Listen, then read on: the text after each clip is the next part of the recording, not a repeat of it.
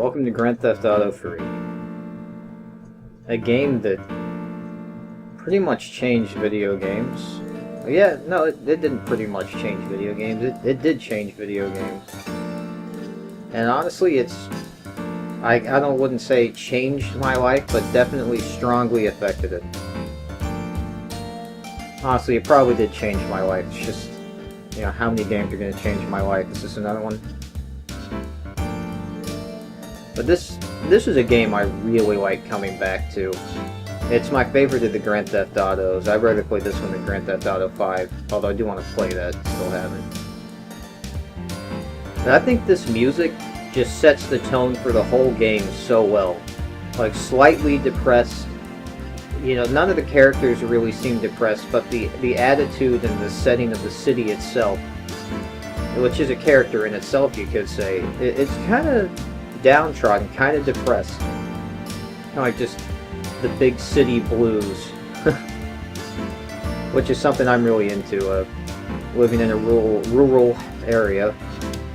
I really like cities, and this is a way for me to sort of vicariously experience that through a video game. But I really like playing this game in the fall, because this game looks like it took place in the fall. I mean, it's just raining and cloudy and foggy throughout the whole game, and it really sets the mood for the city. It really sets the mood for the whole game, and I really like it.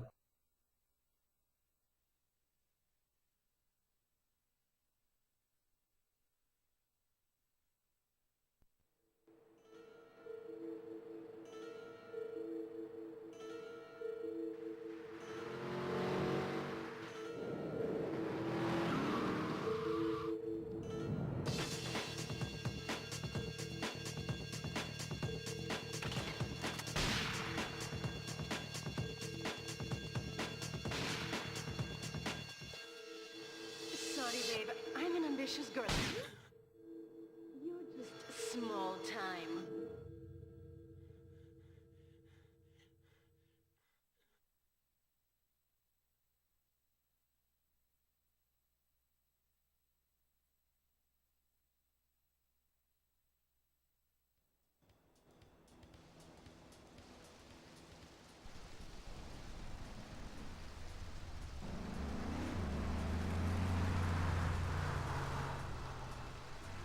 Liberty City is in shock today as the police and emergency services deal with the aftermath of a devastating attack on a police convoy this morning. As yet, no details have been released about the prisoners being transferred in the convoy, and no group has claimed responsibility. The convoy left police headquarters early this morning for a routine transfer of felons to Liberty Penitentiary. The attack took place on the Callahan Bridge, leaving few witnesses and the bridge itself severely damaged. Some of the convicts are thought to have perished in the explosion that followed the initial attack.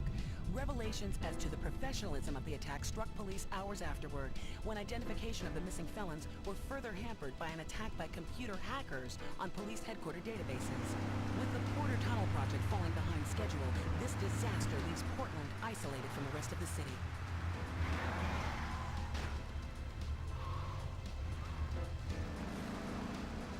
Come on! Senor Dickhead! It's no problem to kill you. You're gonna be sorry.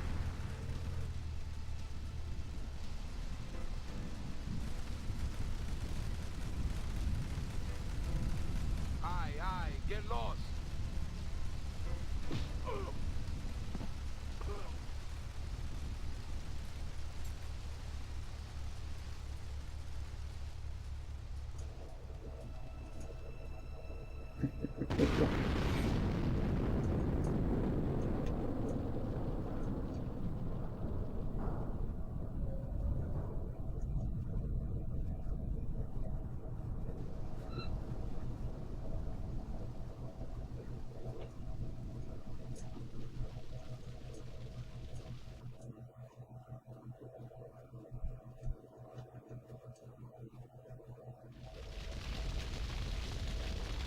I know a place on the edge of the red light district where we can lay low, but my hands are all messed up, so you better drive, brother.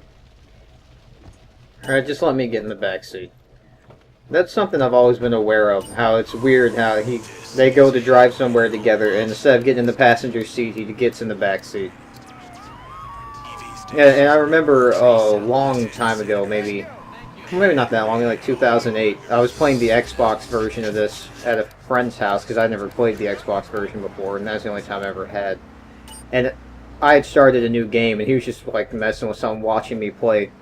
And I remember we had a somewhat long conversation about how that was weird, and I remember he did in a pretty funny voice that I always remember every time I start a new game. He's like, "Oh, just let me get in the back seat."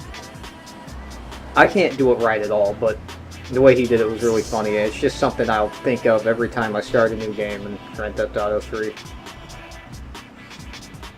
And something else I always think of is when I finally bought this game, I did not know how to read the radar. And I was wandering around forever, and I had to actually come in and ask my dad for help, and this is how long ago that was. I was like, "Hey Dad, how do you read this radar? I can't figure it out at all." And he sat there and looked at it for like 5 seconds and completely knew how to read it. And it's honestly amazing that I ever didn't know how to read this radar, because I played almost all the Grand Theft Auto games, and that was a great jump. I backed up and everything, avoided making progress just for that. Oh yeah. What am I doing? Oh yeah, I want to back up into the safe house area. I like the look of the safe house area too. I like how it's kind of hidden and off to the inside, like an indent of the city. This is the place right here. Let's get off the street and find a change of clothes. They escaped from all that pretty easily. Yeah, just the basic rundown, store the cars in there, shit everyone knows. I know this guy. He's connected. His name's Luigi. Me and him go back, so I could probably get you some work. Come on, let's head over. I really like that opening cutscene. I like how you see the main guy get shot, which I thought was really cool as a kid. And I like how they narrate everything that happens just before it happens with a news report. Let's go around the back and use the service door.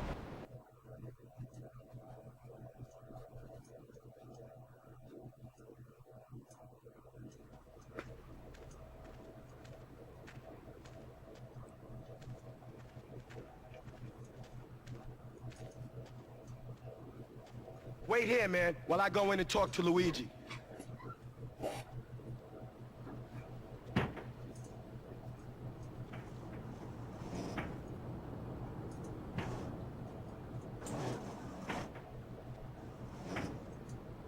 Say hello to 8-Ball, ladies. 8-Ball's got some business upstairs. Well, maybe you could do me a favor. One of my girls needs a ride, so grab a car and pick up Misty from the clinic, then bring her back here. Remember, no one messes with my girls. So keep your hands on the wheel.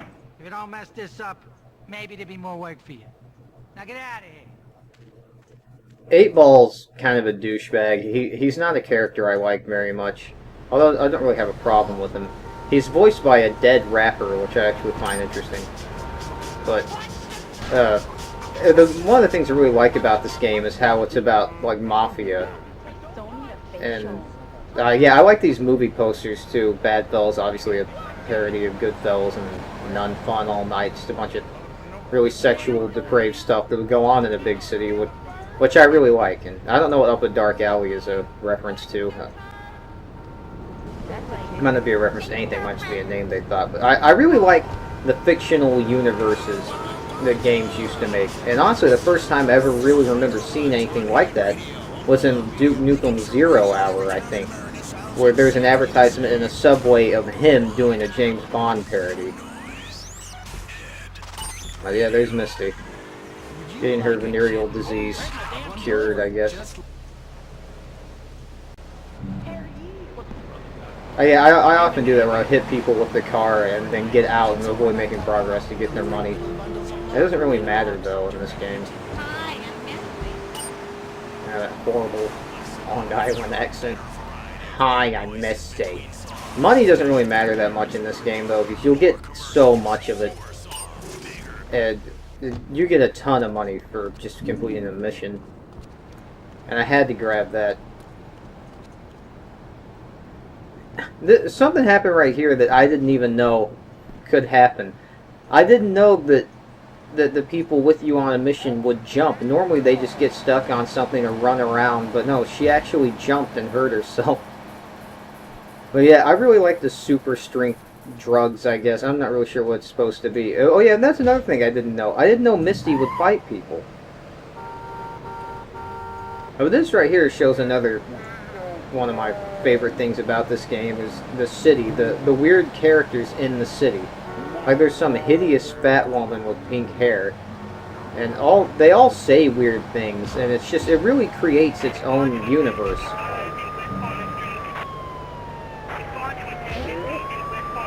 Without adding in real advertisements, which I really don't like, because it completely ruins my immersion in a video game. And video games used to always have their own advertisements and shit like that, and this game is like one of the best for that, with the radio and the shit all over the buildings and the billboards and all that. It's a lot of, it's just a lot of fun to see it. It's a lot of fun to feel like you're in a world that's not real. I don't know how I survived that, but I figured instead of trying to kick the cops' asses, just kind of get out of there, but I had to keep backing up because the cops kept almost arresting me. You know, this was a time before quick time events, but I honestly might have liked a quick time event where if you press X or something right as the cop opened the door, you could like punch him in the face or shoot him and get out of being arrested. But the stupid whore would not get in the car. She was just doing like some casual stride walking away from an explosion almost. It's like reminiscent of that kind of stride where there's a bunch of cops after her. Yeah, the AI in this game's not phenomenal. With things like NPCs not getting in the car when you need them to. That's killed me a lot. Or NPCs getting run over by cars because they just wouldn't get in it.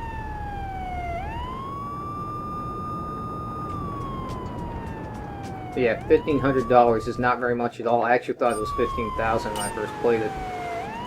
But you start getting like easily $30,000 later on. I normally like to save after every mission. It's not really necessary yet because I don't have anything. I don't even think I have one weapon. And also, yeah, your wanted level goes away. I forgot about that after you beat a mission successfully. And those will go away eventually, those little hint things. Well, time to save the game.